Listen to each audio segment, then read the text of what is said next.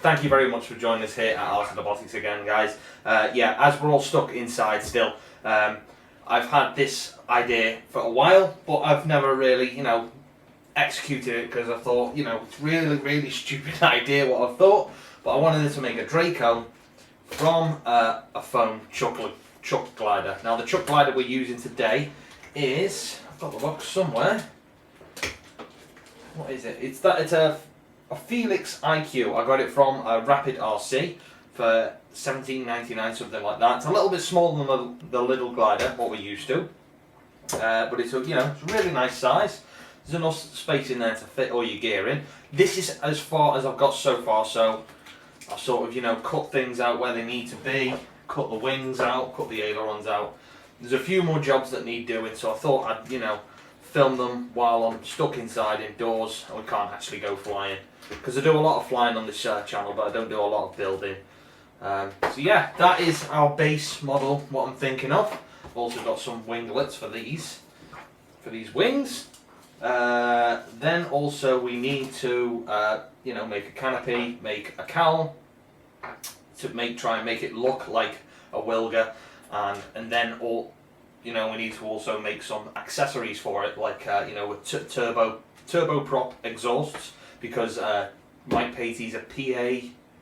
There's a big turbine up the front of Mike Patey's Draco, put it that way anyway. So we need to mock up some turbine exhaust manifolds, if you like. These undercarriage, I've had a lot of attention with these undercarriage. People have been asking me for STLs. They thought they were 3D printed. Unfortunately, they're not 3D printed, but these undercarriage are made from something that you may have lying around your home. These are made of T-Rex 450 tail blades.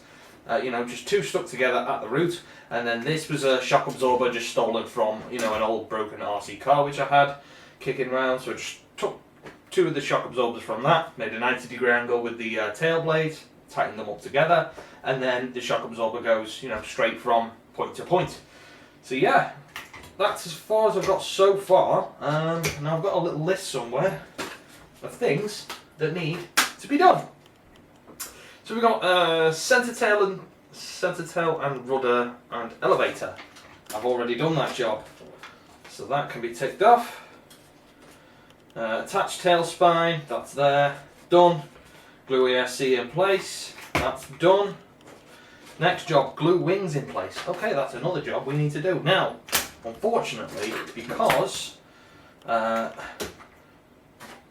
we're in lockdown, my hot glue gun is a small one and it runs on the very small thin hot glue sticks. I've only got thick hot glue sticks at the moment, so the only way that I can this isn't the proper way to do this, children. Don't copy me when doing this.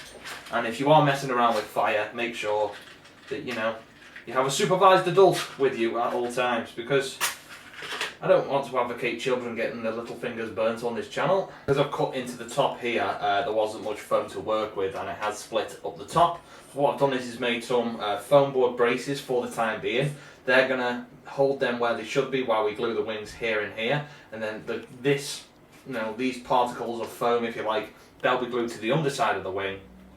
And then once we've got all the electronics installed and packed inside there, what we're going to do is after we've installed the servos in here for the ailerons, we're then going to chop the space out for the servo out this bit of foam board, and then we're going to slide that bit of foam board in there, and then what that creates is a nice little tight seal, leaves the cavity in the middle where all your electronics can stay, and yeah, just makes it look a lot more neat and tidy, because Mike Patey's Draco doesn't have huge airfoil holes in the side of it, so we need to sort them out, and then we'll cover it up afterwards with some paint to try and fool the mind into thinking this is a super duper rooper banging upgraded Wilga from Mike Patey. So yeah, enough adjectives now. Let's get gluing these wings up.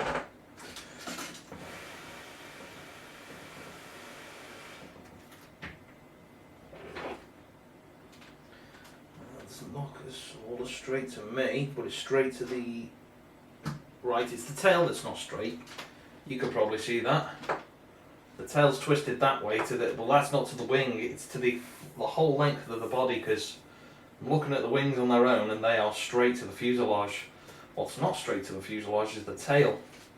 That might have happened when I've attached this there's a carbon rod in here, and that might be attached to skew width, but no matter, we can fix this. If you ever get this problem yourself, you've probably just noticed how skew width the wheels are. Hey, ooh, there's a reason, so yeah, wait till the flight video. So basically, yeah, what we need to do with this, once it's all set, you know, I've got the wings where I want them, I've got, you know, everything's set where it needs to be set, then I can go and worm out this twist in the fuselage with the kettle. All you've got to do is go and fill the kettle up with water, boil, bring it to a boil so there's a bit of steam coming out the nozzle, and then hold the steam just over the bottom of this bit of foam. It should soften it for a bit, and then you basically twist that back around to where it should be so it's nice and straight, and then just hold it there and wait for it to cool. Once it cools down, the foam just sits there. I don't know what it is, if it's something to do with its memory, but there you go. That's how you sort, you know, a little twist in your fuselage. But enough jibber jabber now. We can cross off, glue the wings in place, and our things to do. Attach aileron linkages. So basically that means we now need to find the aileron servos, which I've hidden.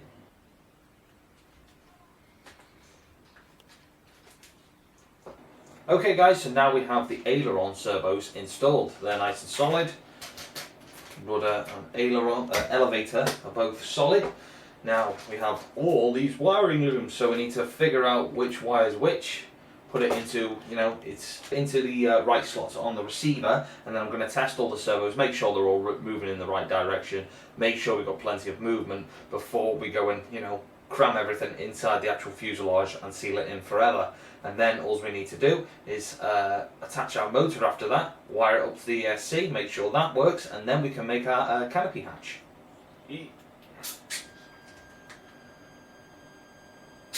Oh, yeah, they all seem to have remembered their 0 points. Let's see. Elevators the right way. Ailerons all the right way.